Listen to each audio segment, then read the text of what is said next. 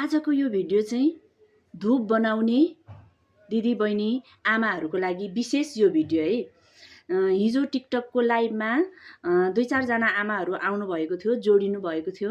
नानी हामीले धूप बनायौं तर हाम्रो धूपको मूल्याङ्कन छैन भनेर बारम्बार क्वेसन गरिराख्नु भएको थियो। अनि उहाँहरूसँग सबै कुराहरू मैले बुझ्न चाहे। आमा अनि हजुरहरूले धुलो कसरी ल्याउनुहुन्छ, पेपर कसरी ल्याउनुहुन्छ भनेर कुराकानी गर्दै जाँदाखेरि उहाँहरू महँगो मूल्याङ्कन धूप बनाउने क्रममा महँगो मूल्याङ्कनमा चाहिँ कसरी पर्नुभयो त भन्दाखेरि हामीले धूप बनाइसकेपछि हामीले यसरी बाँध्छौँ नि धूप, यो बाँध्नको लागि चाहिँ उहाँहरूले रबरको प्रयोग गर्नु हुँदो रहेछ, जो चाहिँ किन्नै पर्छ। यसको लागि पनि एक्स्ट्रा पैसा लाग्यो।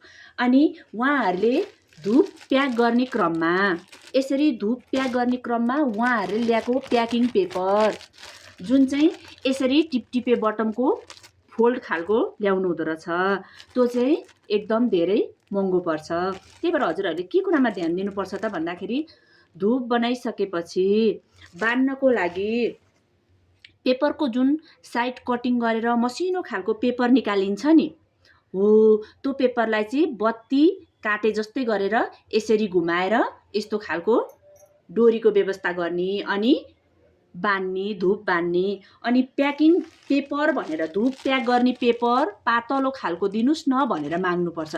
यो पेपरको मूल्याङ्कन चाहिँ बढी पर्दैन। जुन हजुरहरूले यसरी लगाउने जुन जिप लाइन जस्तो यस्तो खालको ल्याउनुहुन्छ नि प्याकिङ पेपर, त्यसको मूल्याङ्कन बढी पर्ने हो।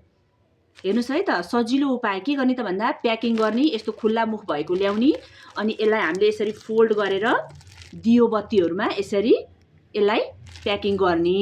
अनि यो भित्र बान्ने कुरा पनि के ल्याउनुपर्छ त भन्दा रबर किनेर होइन, यस्तो खालको बनाउने आफैले पेपरबाट है साइडबाट निकालेर अनि यसरी गऱ्यौँ भनेदेखि हाम्रो मूल्याङ्कन कम हुन्छ। धुलो र पेपर अनि आफ्नो मेहनतलाई मात्रै छुट्याएर बेच्नुभयो भने सस्तो मूल्याङ्कन दिँदाखेरि पनि, सस्तो मूल्यमा दिँदाखेरि पनि हामीलाई फाइदा हुन्छ।